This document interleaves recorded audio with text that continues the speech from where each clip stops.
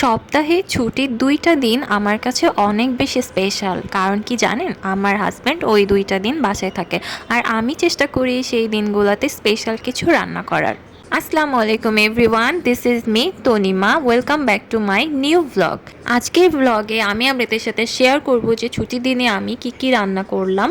তো অবশ্যই আপনারা পুরো ভিডিওটা দেখবেন। আর ভিডিওটা ভালো লাগলে কিন্তু লাইক কমেন্ট শেয়ার করতে একদমই ভুলবেন না। আর আমার চ্যানেলটা কিন্তু প্লিজ সাবস্ক্রাইব করে দিবেন। তো ফার্স্টে আমি কিচেনে চলে যাই আর আজকে কি রান্না হবে সেগুলো ঠিক করে ফেলি। তো এই যে ঝটপট আমি ফার্স্টে ডাঁটা আর আলু দিয়ে একটি ঝোল রান্না করছিলাম আর করলা ভাজি করছিলাম আলু দিয়ে।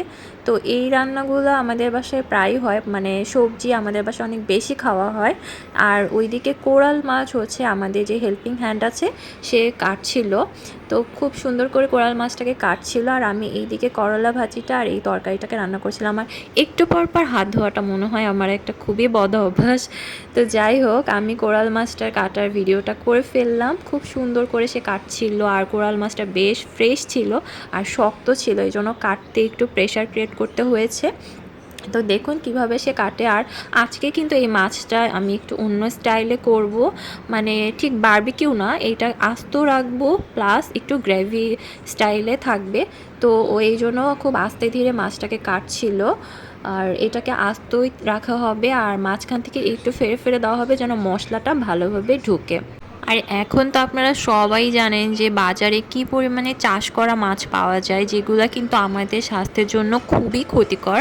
যদিও ওগুলো একটু রিজনেবল প্রাইসে পাওয়া যায়, আবার একেবারে রিজনেবল না ঠিক, এখন ওগুলোরও অনেক বেশি দাম। বাট ওগুলো কিন্তু আমাদের শরীরের জন্য খুবই ক্ষতি করে, কারণ ওগুলোকে যে ফিডগুলো খাওয়ায় ওগুলো একদমই ভালো হয় না। তো এই ধরনের সামুদ্রিক মাছ খাওয়া কিন্তু শরীরের জন্য খুব ভালো। যদিও আমি অনেক বেশি মশলা দিয়ে আজকে রান্নাটা করব, তো যাই হোক, টেস্টের জন্য তো একটু মশলা দিতেই হবে, তাই না?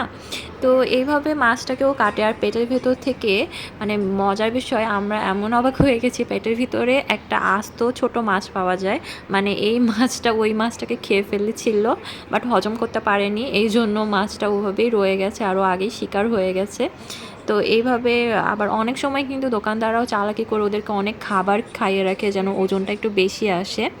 তো এই মাছটা মোটামুটি 1 কেজি ওজনের ছিল। আর এই কোরাল মাছটা আমার অনেক ফেভারিট, আমার খুবই ভালো লাগে।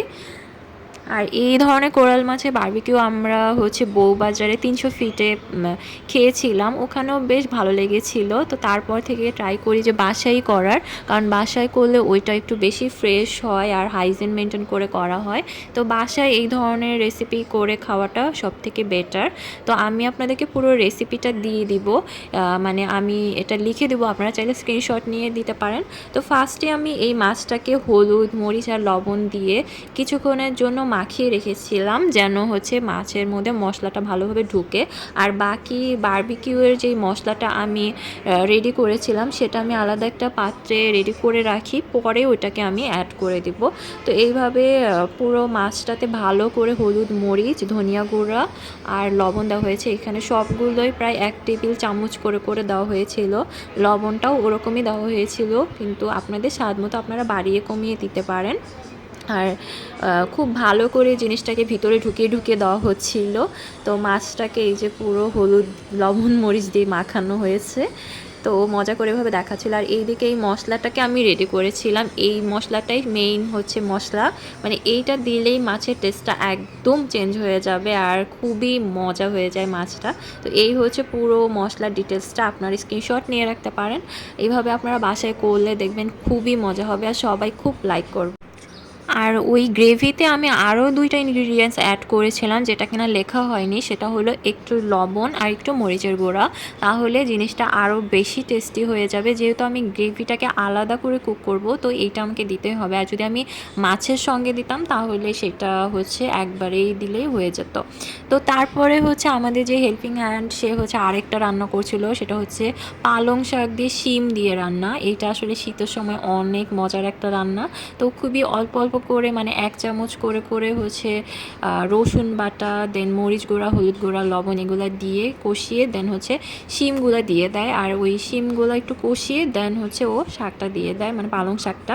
তারপরে কিছুক্ষণ রান্না করলে পালং শাকটা সেদ্ধ হয়ে যায়। এই খাবারটা অনেক মজা লাগে।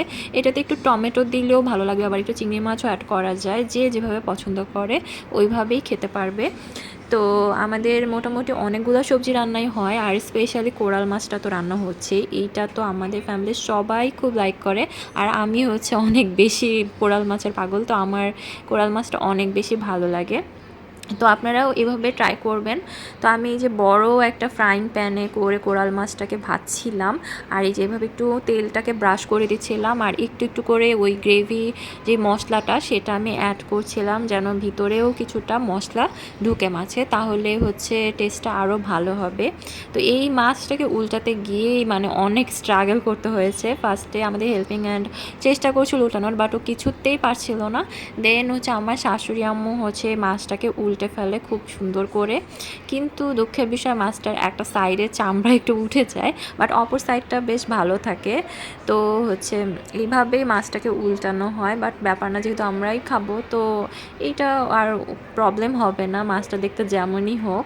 এরপরে আবার মাছটাকে চুলায় বসানো হয়, তারপরে 5 মিনিটের মতো কুক করা হয়। মানে টোটালি মাছটা আমাদের কুক করতে প্রায় 20 মিনিটের মতো টাইম লেগেছিলো, এর মধ্যেই হয়ে গেছিলো। দেন মাছটাকে আমরা টেবিলে নিয়ে আসি আর একটু ধনিয়া পাতা দিয়ে সার্ভ করি। তো এই হচ্ছে টোটালি রান্না, এই যে ডাঁটা রান্না, শাক রান্না আর করলা ভাজি, আর এই হচ্ছে কোরাল মাছটা। আর এই মশলাটাকে আর একটু চুলায় ফ্রাইং প্যানে কষানো হয়, মানে একটু ভাজা ভাজা করা হয় যেন মশলার কাঁচা ভাবটা চলে যায়। তারপর মশলাটাকে আমরা মাছের উপরে এইভাবে দিয়ে দেই, সুন্দর করে মাখিয়ে মাখিয়ে দিয়ে দেই। আর মশলাটা পুরাটাই তখন মনে হয় যে এইটা মশলা দিয়েই রান্না করা হয়েছে, বাট মশলাটা আমরা আলাদা করি, কারণ যদি ফার্স্টেই মশলাটা দেই তাহলে হয় কি মাছের সঙ্গে মশলাটা পুড়ে যায়, তো অর্ধেক মশলাটাই পোড়া পোড়া কালো কালো হয়ে যায়, যেটা কিনা আর ভালো লাগে না, ওই টেস্টটা থাকে না। তো এইভাবে দিলে আমরা ইচ্ছামতো মশলাটা নিয়ে ভাতের সঙ্গে মেখে খেতে পারি। আর এটা কিন্তু ভাত, নান, রুটি, পরোটা যে কোনো কিছুর সাথে খুবই ভালো লাগবে। তো এইভাবে হচ্ছে আমরা সবাই মিলে মশলাটাকে মাছের মধ্যে ঢুকিয়ে ঢুকিয়ে দেই। ভিডিওটা ভালো লাগলে কিন্তু লাইক, কমেন্ট, শেয়ার করতে একদমই ভুলবেন না। আমার ভিডিওটা কেমন লেগেছে অবশ্যই কিন্তু কমেন্ট করে জানাবেন, আর কী ধরনের ভিডিও আপনারা দেখতে চান সেটিও কমেন্ট করে জানাবেন। আর আমার চ্যানেলটা সাবস্ক্রাইব করতে কিন্তু একদম ভুলবেন না, অবশ্যই অবশ্যই সাবস্ক্রাইব করে দিবেন। আর আজকের মতো এই পর্যন্তই, সবাই ভালো থাকবেন, আল্লাহ হাফেজ।